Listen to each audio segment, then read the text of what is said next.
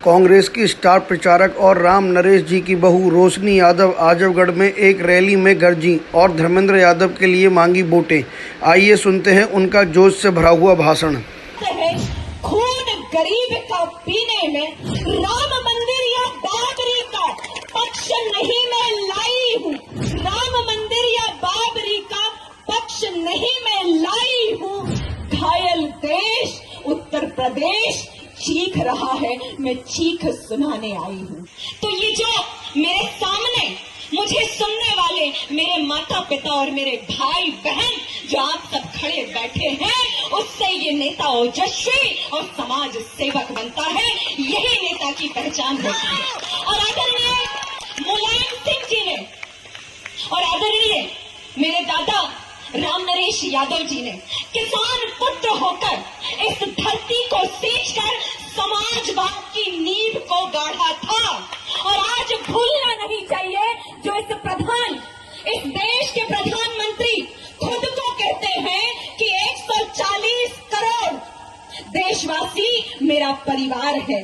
तो ये क्यों सवाल उठाते हैं कि समाजवादी परिवार बात को बढ़ावा देती है? मैं फक्र के साथ ये कहती हूँ कि जिसने परिवार को चलाना सीखा है वो देश को चलाना जाता है। लेकिन जो फकीरी का दावा करता है, आज देखिएगा कि वो लाखों का सूट बूट और 8000 के प्लेन में, करोड़ों के प्लेन में बैठता है और कहता है कि अडानी अंबानी मेरे मित्र नहीं है। क्या ये देश और दुनिया नहीं जानती? आज आप सबने विश्वास के साथ, पूरे विश्वास के साथ प्रधानमंत्री को, नरेंद्र मोदी जी को प्रधानमंत्री बनाया था 2014 में।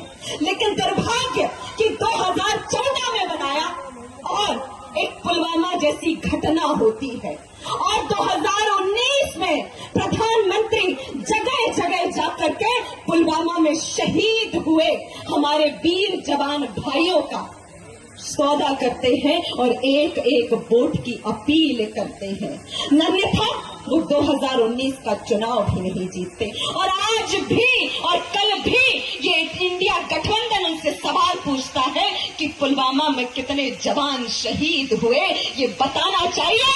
क्योंकि भारत देश के एक एक माँ बाप पूछना चाहते हैं अपने बेटे का अधिकार, लेकिन इनके पास जवाब नहीं है। और देखिए आज देश की दुर्दशा क्या है। तो कहते हैं कि आज हर भाषणों में आप सबने सुना होगा, और मैं आप सबसे ये सवाल पूछती हूँ कि पूरे देश में एक नारा चला करता था, हिंदू मुस्लिम सिख ईसाई आपस में हम भाई भाई।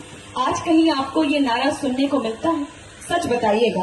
कहीं किसी दीवारों में किसी भारतीय जनता पार्टी के नेता के मुख पे ये नारा मिलता है?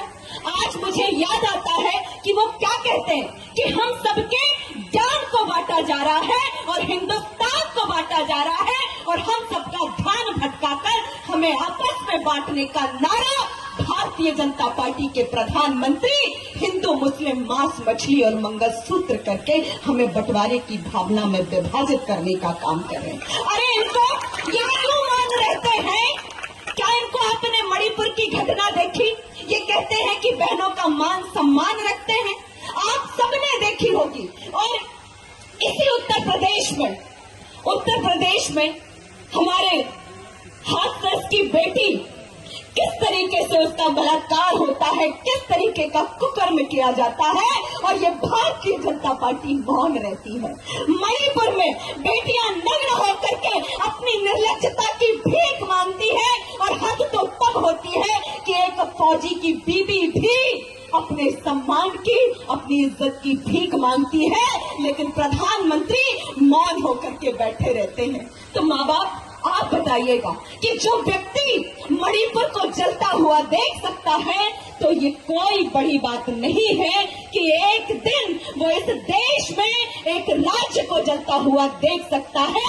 और आज मेरे युवा भाइयों को बेरोजगारी से, मेरी गृहिणी माताओं को महंगाई से, मेरे किसान माँ बाप के हक की रोटी छीनकर वो जब धरने पे बैठते हैं तो उनके आगे कील गाड़ दी जाती है और आंसू गैस के गोले फेंके जाते हैं। मैं इनसे पूछती हूँ, देखिए आज देश की दुर्दशा क्या है कि देश मेरा जल रहा है, देश मेरा जल रहा है, आग लगी है सीने में, आग लगी है सीने में। भाजपा सरकार व्यस्त है खून गरीब का पीने में। राम मंदिर या बाबरी का पक्ष नहीं मैं लाई हूँ, राम मंदिर या बाबरी का पक्ष नहीं मैं लाई हूँ।